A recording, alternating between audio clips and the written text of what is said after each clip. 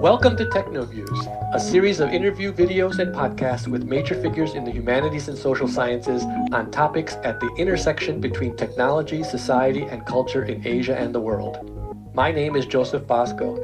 I am a research associate in the Department of Anthropology at Washington University in St. Louis, and also adjunct associate professor at the Chinese University of Hong Kong. Our guest today is Dr. Lin ZHANG, author of the book, The Labor of Reinvention, Entrepreneurship in the New Chinese Digital Economy, published in 2023 by Columbia University Press.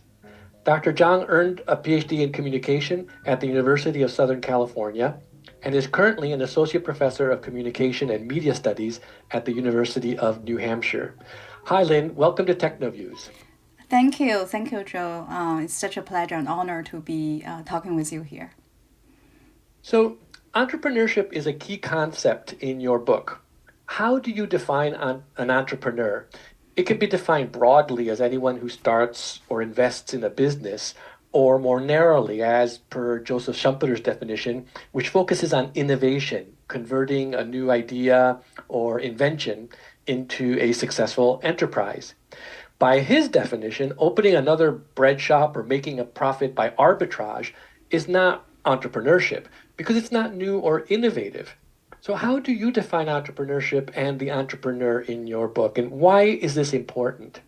Yeah, it's a good question. It's actually a question I struggle with. Had to really read a lot, for that, including Joseph Schumpeter's theorization of entrepreneurship. So in the book, I actually try to distinguish entrepreneurialism from entrepreneurship to kind of foreground my central analytic of what I call labor of entrepreneurial reinvention. So in my, tracing of the genealogy of entrepreneurship, I found that its meaning definitely has been, changing with time, right? So in classical economics, entrepreneurship was largely subsumed in other elements of production, either as skilled labor or as providers of capital. So you can see from the very beginning, entrepreneurship did not quite fit into the kind of Marxian dichotomy of capitalist versus proletarian that there, right? So, but it was really, after neoclassical economic theory had elevated the market as a kind of counterweight to the state in the mid to late 20th century, that, the concept of entrepreneur, not laborers, right, came to be seen as a kind of motor, important driver of economic development. And I think, Schumpeter's theorization of entrepreneurship centered on disruptive innovation, as you mentioned, came out of the same trend. So as we had entered financialized capitalism, right, entrepreneurialism, I think, became really a kind of a dominant ideology. Right. So in the book, if readers read my book, they will see that I really define entrepreneurialism as a kind of elevation and an investment, and also a kind of enthusiasm for the individualized entrepreneur as a kind of heroic driver of economic development, and the kind of faith that they have, right, in it being frictionless, it be able to drive, energize capitalism. So unlike entrepreneurship, entrepreneurialism is more of an ideology formed as a result of the kind of hegemonic ascendance of neoliberal politics globally. And as I mentioned in the book, its hegemony actually peaked around 2010s when we witnessed, on one hand, I would say unprecedented excess liquidity in the capital market, right? Which, I think we're in a kind of different situation now, especially in China. On the other hand, there's also this kind of increasingly blurred boundaries between, work and labor and entrepreneurship, with a rise of, things like e-commerce, ride-hailing, co-working, and all these different material conditions, technological conditions.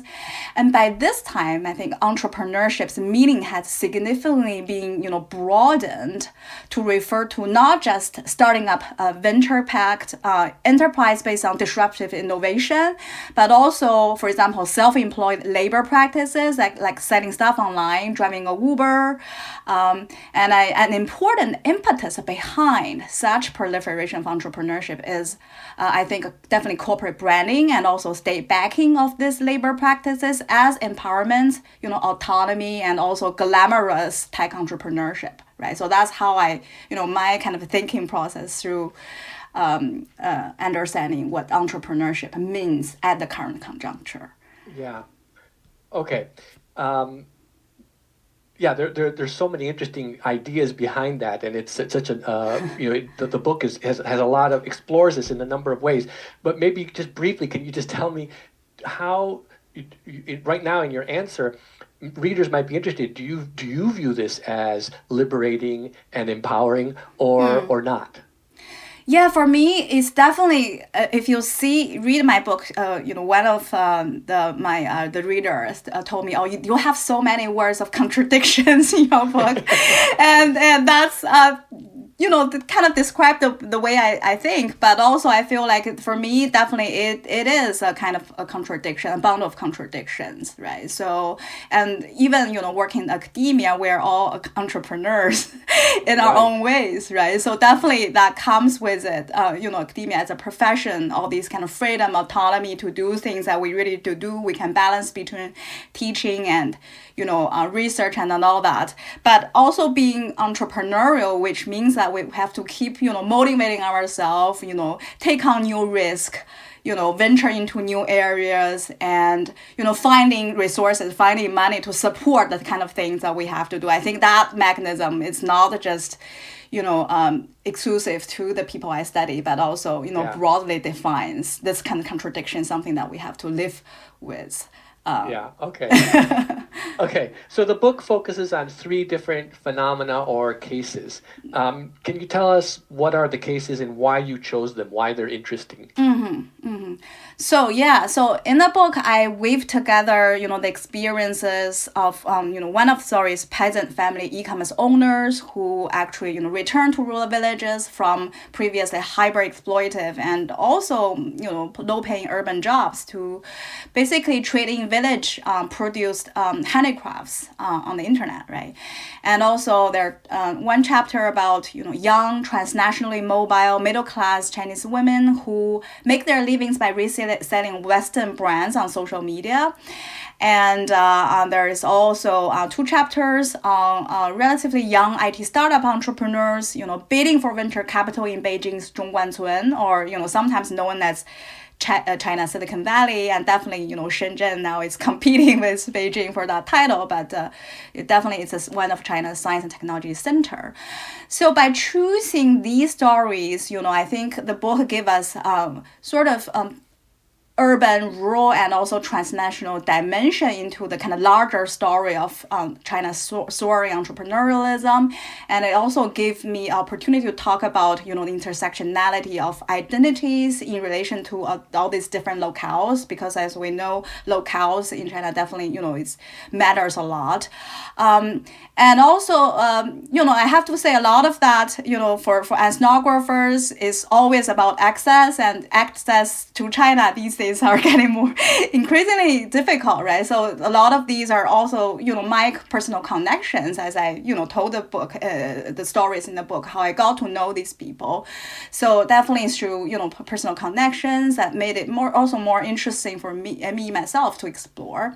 So I hope they, together they give us a kind of multi-angle lens into the rise of tech entrepreneurialism. But also as a qualitative researcher, I'm not claiming that these 3 groups are statistically representative of the Chinese population, right? In fact, I always think of, studying China or big, complex regions like China, like a blind man feeding the elephant for the first time, basically, right? Depending on, which part of China you are focusing on, you are touching, you might come to very different conclusions or, observations. So all I'm trying to do here is to share with the readers what I observed based on my, own angles in China, and a lot of them are also personally informed. Okay. Yeah, early on in the book, you say, quote, The goal of this book is to demystify entrepreneurialism by locating the source of capital's increased profits in the new regime of labor and changing production relations, unquote. Can you explain what you mean by the new regime of labor and what changes you're pointing to in the relations of production?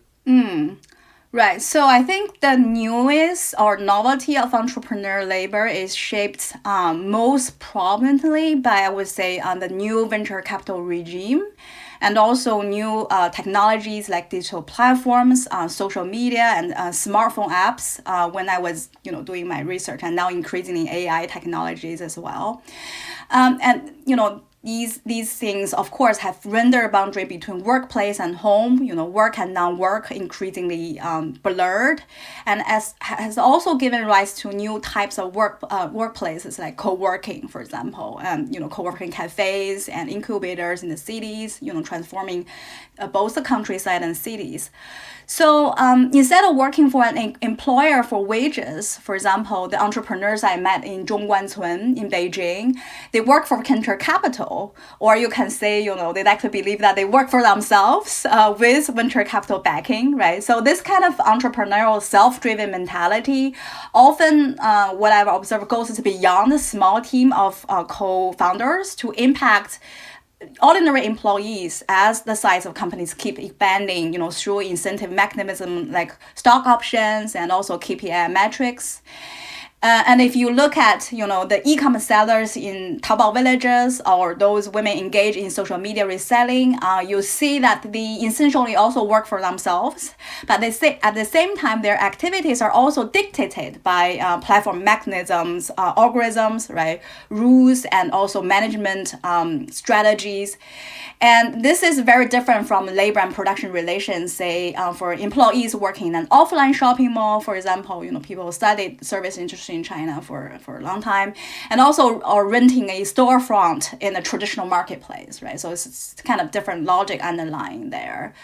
So I think both the new tech companies and definitely entrepreneurial states trying to reinvent the economy, they definitely benefit from these new production relations and new regime of labor. But by trumping up the benefits and also, I would say, the kind of aura of this new entrepreneurship without due recognition of them also as laborers, this kind of a corporate state nexus is also offloading responsibilities of, say, labor rescaling, for example, social welfare and production, and also financial risk onto individuals and their families, right? So as I documented in the book, it's usually those who are already disadvantaged in a way that are suffer more when risk really went out of scale, and right. Yeah. Well, this raises the next question I have, which is the book quotes Lin ZHANG as saying, quote, promoting entrepreneurship and innovation helps restructure the system of wealth redistribution and enhances social justice. This also opens up space for young people, especially those from poor families, to seek social mobility, unquote. Now, this seems like a very surprising notion, I think, at least to a Westerner, contrary to the sort of the history of capitalism, as recently again demonstrated by Thomas Piketty in his book, Capital in the 21st Century, which shows an increase in inequality. So why did this notion gain so much traction in China? Why did they expect entrepreneurialism to reduce inequality? This is such a good question, right? I think it actually points at some of the central contradictions of the CPC's ideology at the current moment. And to be honest, I myself are also kind of struggling to understand.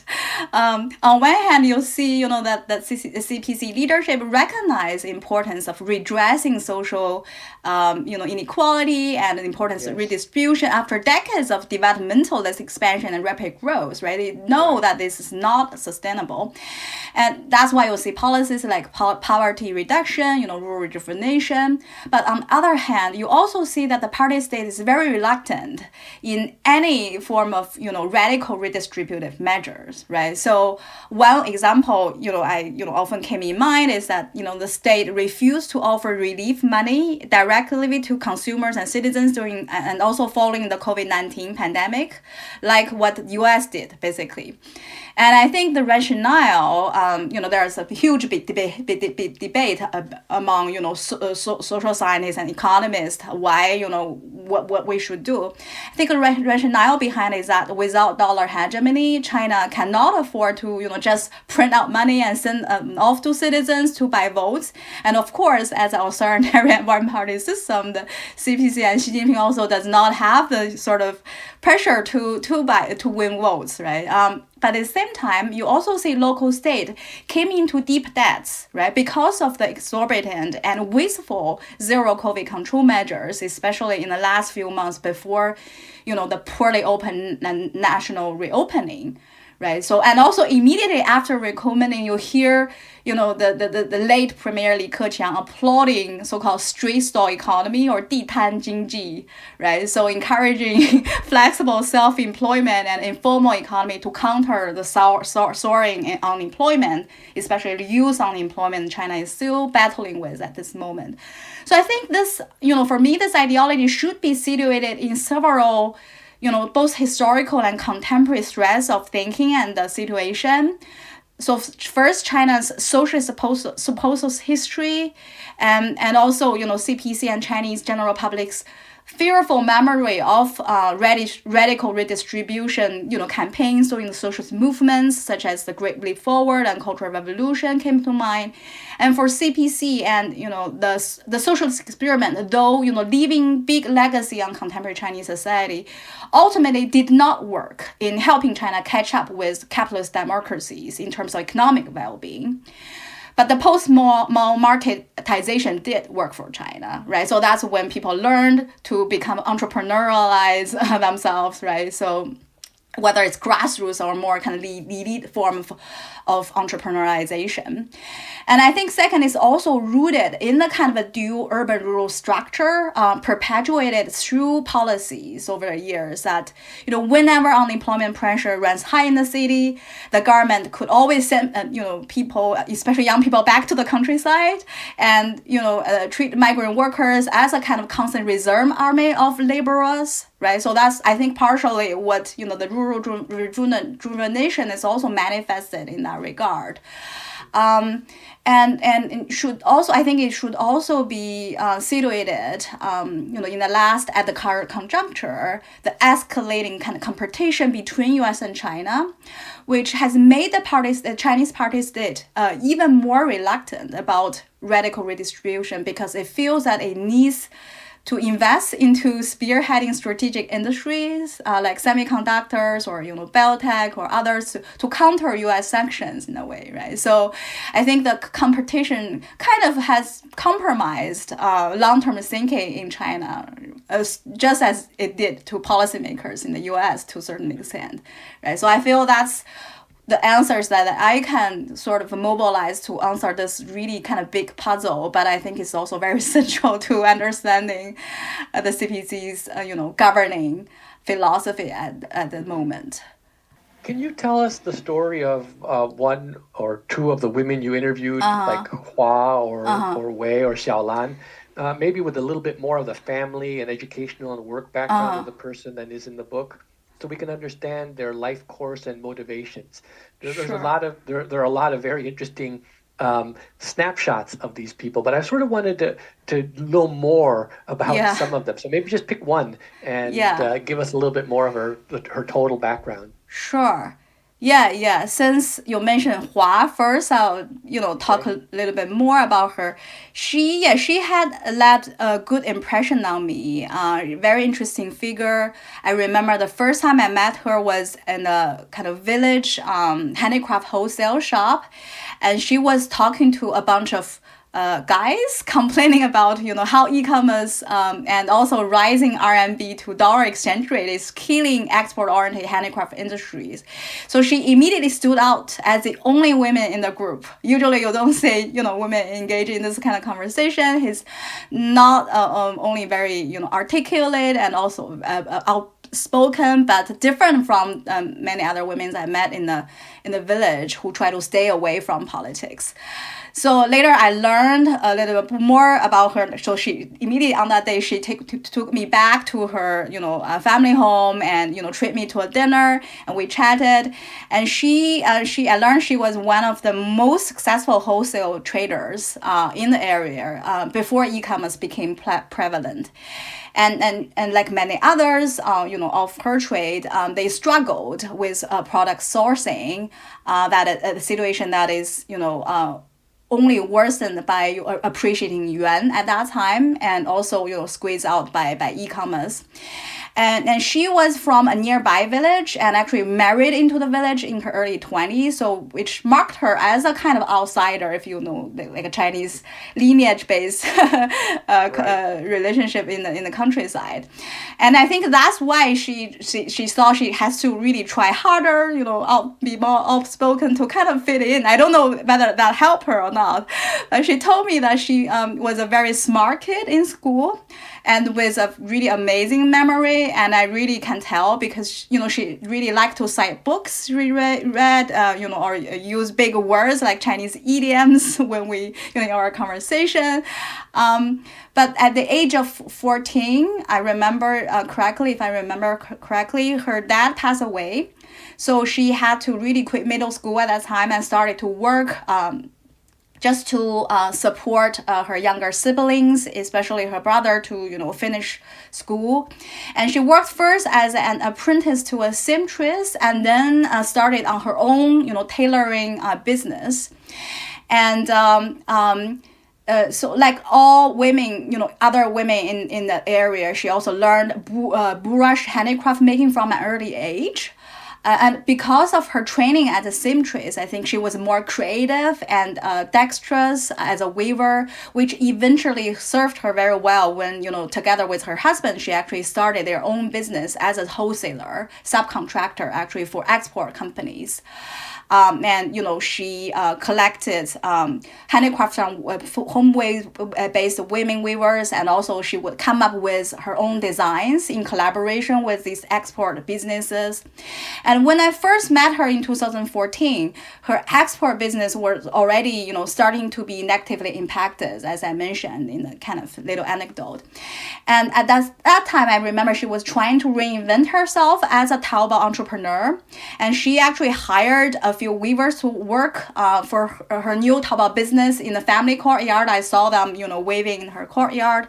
And a few months into her venture, a couple of women actually left to start their own Taobao business because at that time, that's the thing to do. Everyone want to give it a try, right? And eventually, you can imagine the competition got so fierce because everyone was doing that and no one wants to make things. So all of them were squeezed out by a few bigger sellers. So the women who left her courtyard business either went back to weaving for other Taobao business or left to work as service workers in the county seat, supermarket cashiers and restaurant servers, things like that. And Hua actually, when I reconnect with her over the years, I learned she went back to wholesale business and it's now mainly sells through AliExpress directly to foreign retailers, actually, because AliExpress compared to, the domestic driven apps requires less maintenance, and she told me, and kind of less technical and marketing sophistication to manage. But she definitely, because of specializing in wholesaling, continue to do that. Makes less money than retailer, e-commerce sellers in the village. So I think her story is interesting in a way that, like many Chinese villagers and people, grown up in the countryside, they are very smart people, and they were basically sometimes confined in the countryside because of lack of opportunities or family circumstances. All this kind of very arbitrary rural-urban hukou or registration status system. And also being a woman makes it harder for her. And I think she has that kind of really feminist, driving her to prove herself to be, successful, worthy, equal to men. And I remember when I was doing the field work, I brought my car to the countryside and drove a car and, pick her up. And she always, said that I really can admire how you have the freedom to drive your own car and do the research. So I can tell that she's kind of aspiring to a different lifestyle. But I think she also, made the best of what she has and, continue to try to be successful and, make a meaningful and not just profitable living for herself in kind of this kind of circumstances. And she's, I would say, pretty successful as a woman in of her age, and I think she's now in her early 50s. Okay. Yeah. Interesting. Okay. So do you think that the cultural importance of entrepreneurship in China is related to its negation under Maoist socialism? And I should say I hesitate to agree with this idea because entrepreneurship has also been so highly valued in Hong Kong and Taiwan in recent years, which didn't go through a socialist or communist policies. So what do you think? Yeah, I would say that, I'm trying to resist against any kind of culturally essential arguments there. And there's also this kind of tradition of arguing that, Chinese, ethnic Chinese, whether they're in Hong Kong or, in Singapore or in the US, even like ethnic entrepreneurs are entrepreneurial in a way that but I do, in my observation, see that Chinese like to work for themselves whenever they can, whether it's wherever they are based. I think my kind of argument is that it's sometimes if you look at the history, for example, of Asian Americans in the U.S., it's sometimes circumvented. It's sometimes conditioned by their lack of resources and what they can bring to the country, what they think the advantages. For example, Koreans are also very entrepreneurial. And I read for in the early years after 1965 when the immigration policy opened up for Asian immigrants. A lot of Koreans came here. Although they are knowledge workers, they became entrepreneurs. A lot of them actually specializing in wigs industry. That a recent article, very interesting, I read about that history. So but I do agree that because of the Maoist socialist eras where even in the village that I studied, for example, the entrepreneurship and also in Zhongguancun, right, was kind of suppressed. And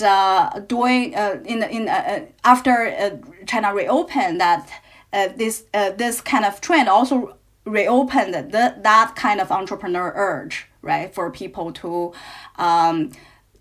start business and to change their lifestyles. And also because of China's position in the international division of labor, that reintegration into global capitalism also opened up a lot of entrepreneurial opportunities for Chinese at that time. So I would say I don't know how much of this is cultural, but definitely I think material and economic and political economic conditions that really shaped this kind of entrepreneurial drive of the Chinese society.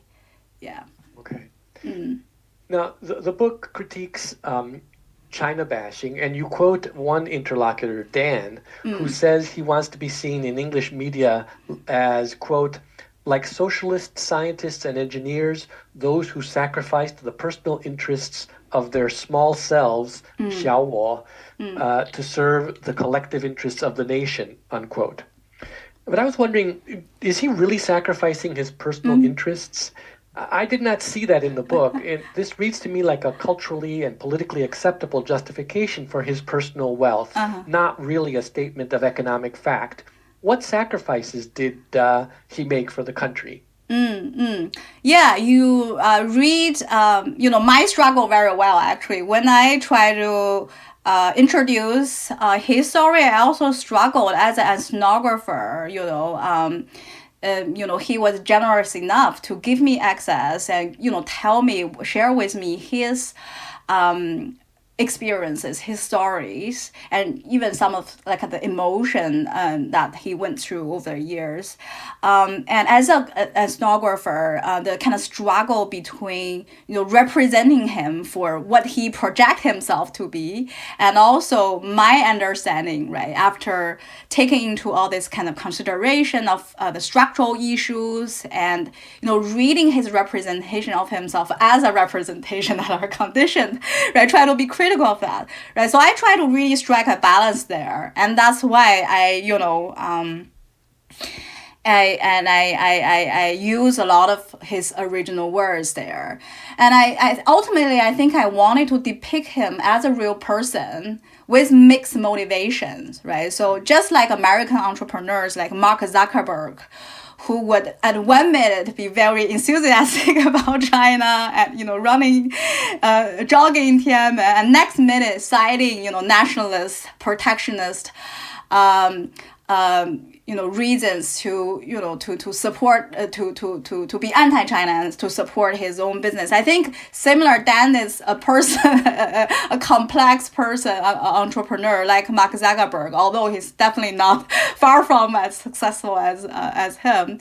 So in that way, nationalism for me in the book, especially with his story, is both genuine emotion that people experience, but also it could be performative, right? Like in winning him, financial support, as I mentioned, and especially you can consider that sometimes he would, entrepreneurs I interview would treat me as a media person, right? So they would think about what kind of media story I would write up for them, right? So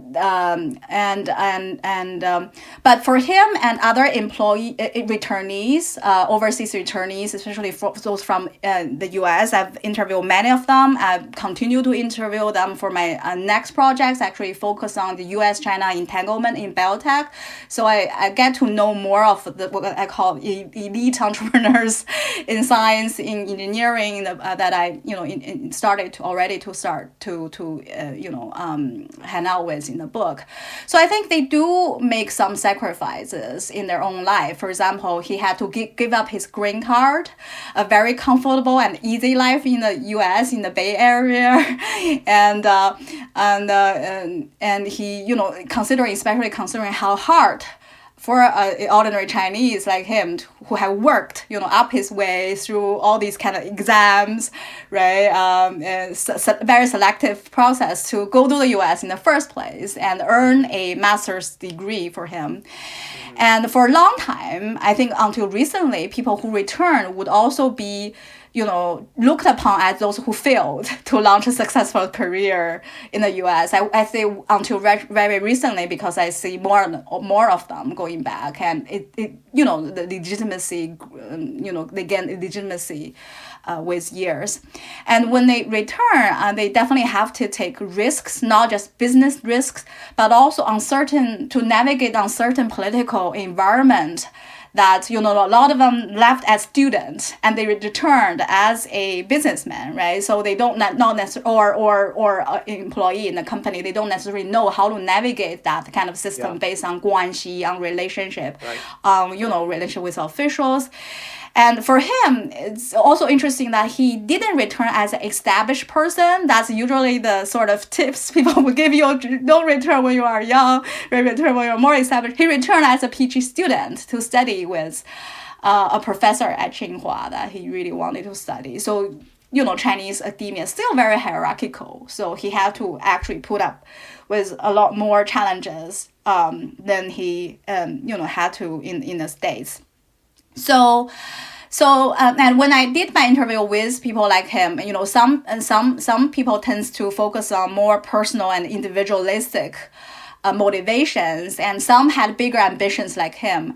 And I think you can say it's also kind of that justification mechanism that to help them, rationalize their decisions of moving back, right? Because they are still in the process. For him, he's still in the process of setting up his venture. It hasn't been really successful yet.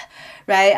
And I think, but he ultimately he also made a bet on China for, continue to be prosperous, to become technologically more competent in the process.